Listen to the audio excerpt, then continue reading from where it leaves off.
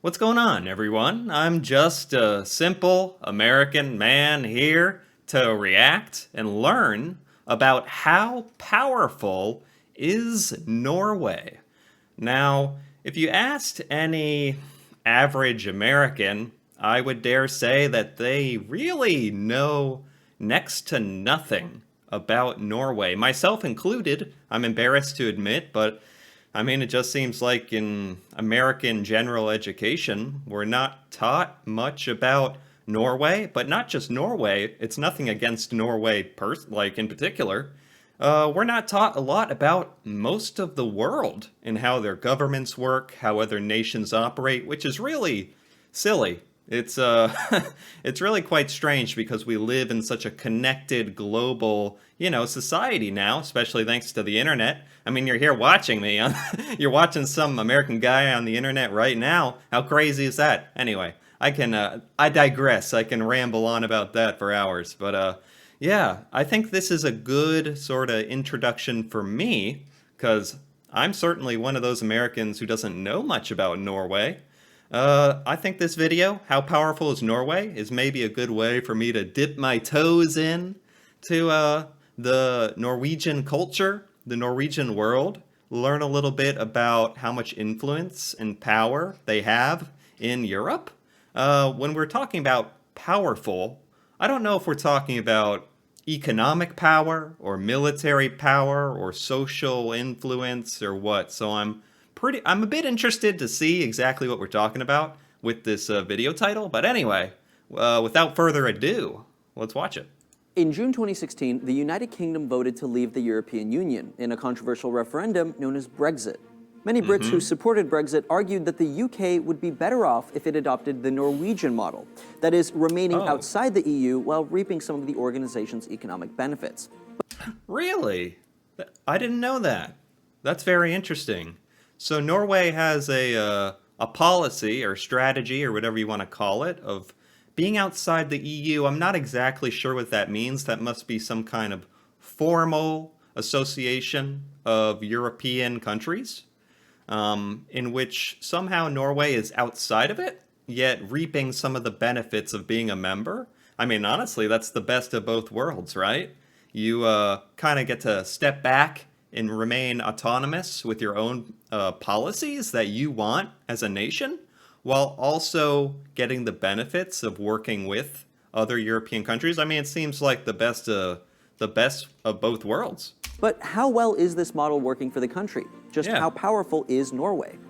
Yeah. Well, at nearly 150,000 square miles, or a bit larger than the US state of Montana, Norway is the second biggest Scandinavian country. Scandinavian country. See, we're already talking about things I'm sorry to admit, but I don't know. Scandinavia, region in Europe. Help me, Google, please. Please save me. Subregion in Northern Europe. Most commonly refers to Denmark, Norway, and Sweden. Okay, got it. But with a population of about 5 million, the country has the lowest population density in all of continental Europe. That'd be so cool to be part of a country, to live in a country that has such a small population. My God. The United States has upwards of 300 million citizens, but when you have, 5 million, it probably seems a lot more like a community. I mean, 5 million people, that's still a ton.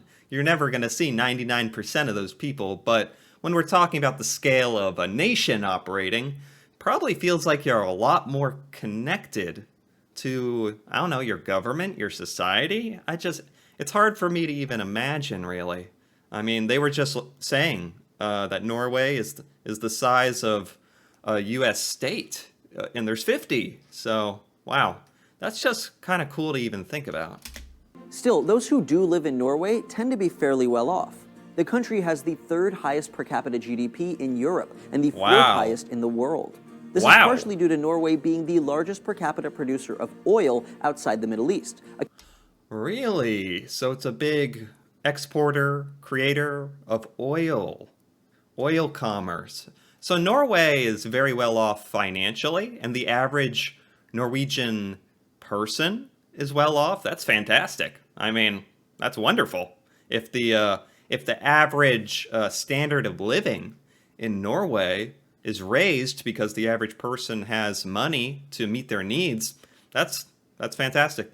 accounting for roughly a quarter of the country's nearly $400 billion GDP. While the Okay. global slump in gas prices has taken a huge toll on other oil-dependent economies like Brazil and Venezuela, Hold on, when was this video made?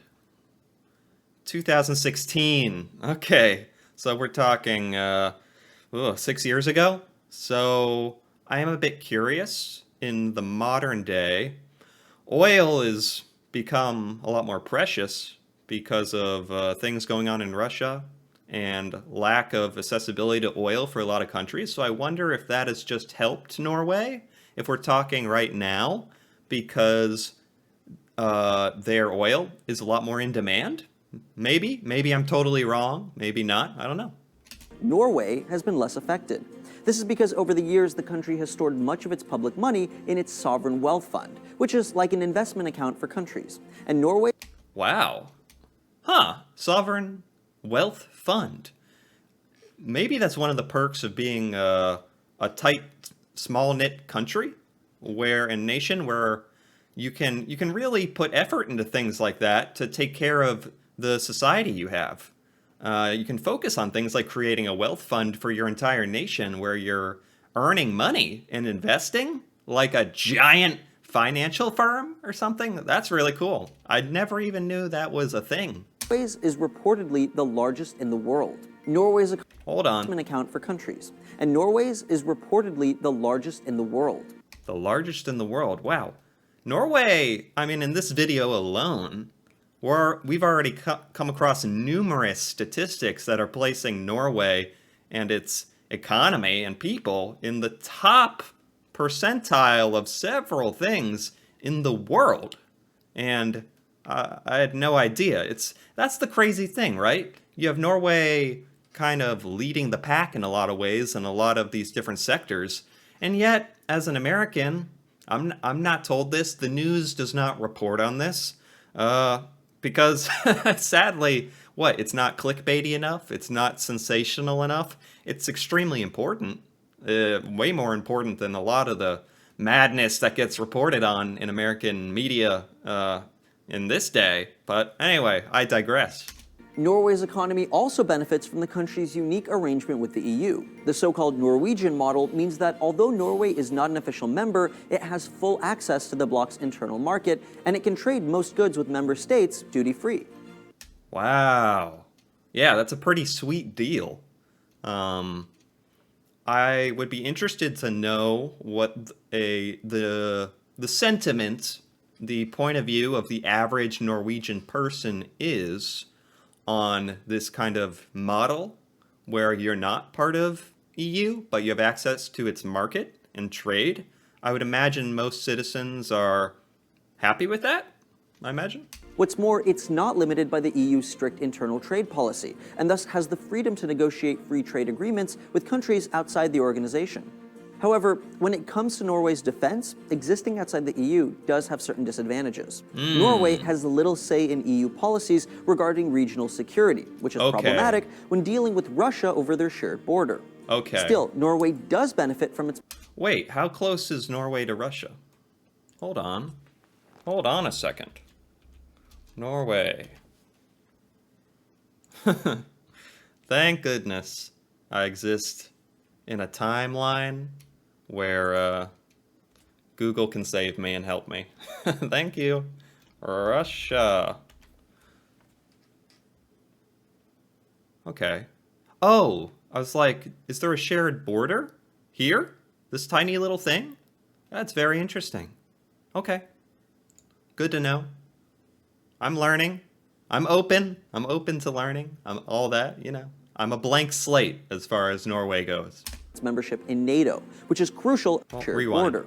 Still, Norway security, which is problematic. Right, so they were talking about how a disadvantage of not being part of the EU for Norway is not having access to the defense and military power that might come along with that and the allyship. I can see that. Okay. Especially when you're worried about certain borders, I imagine that would be kind of scary. When dealing with Russia over their shared border. Still, Norway does benefit from its membership in NATO, which Oh, is okay. crucial as the country is relatively weak on its own. Its Okay. military encompasses just 70,000 personnel and a $7 billion defense budget. Yeah. Historically, Yeah. Sort of interesting coming from an American where America is long famous for, at least in America, maybe the rest of the world, for its enormous defense budget, huge expenditure on military power, and sure, it does make American citizens feel very safe, very secure, like nothing could ever go wrong and happen, but then things can go wrong, and I don't know.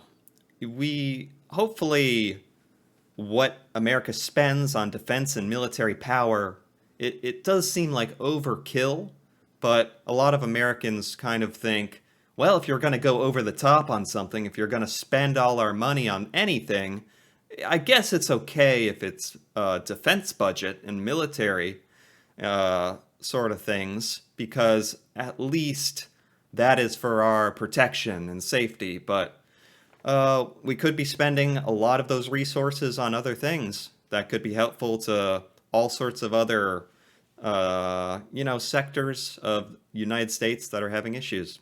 Yeah, interesting to think about. Norway has built up its military through mandatory conscription. However, since the end of the Cold Oh, mandatory conscription. So, are Norwegian citizens required to serve in the military? I am certainly familiar with that concept in other foreign nations other than America. That doesn't exist in America. Historically, we've had really no problem conscripting willing soldiers to our military. Yeah.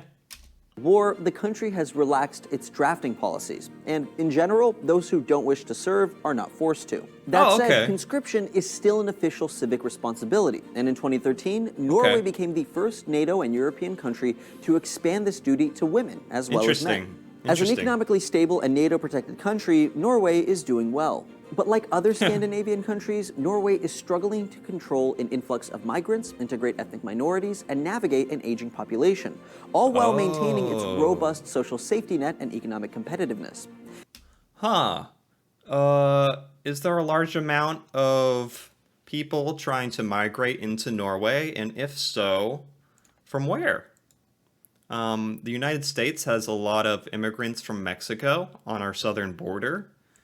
But as far as Norway goes, Sweden, Finland, Russia, Denmark, are these the kinds of places where people are migrating to Norway? If many Brits had considered these and Norway's other domestic issues, perhaps they would have thought twice before choosing to go it alone. The Kingdom of Norway is also home to the Svalbard Seed Vault, one of the largest collections of seeds in the world. And Trace, over on D News, got to see the inside of it. Seeds? Seeds? Global Seed Vault? What does that? What does that mean exactly? Global Seed Vault? Let's do Whoopsie. Norway Seed Bank? Bunker?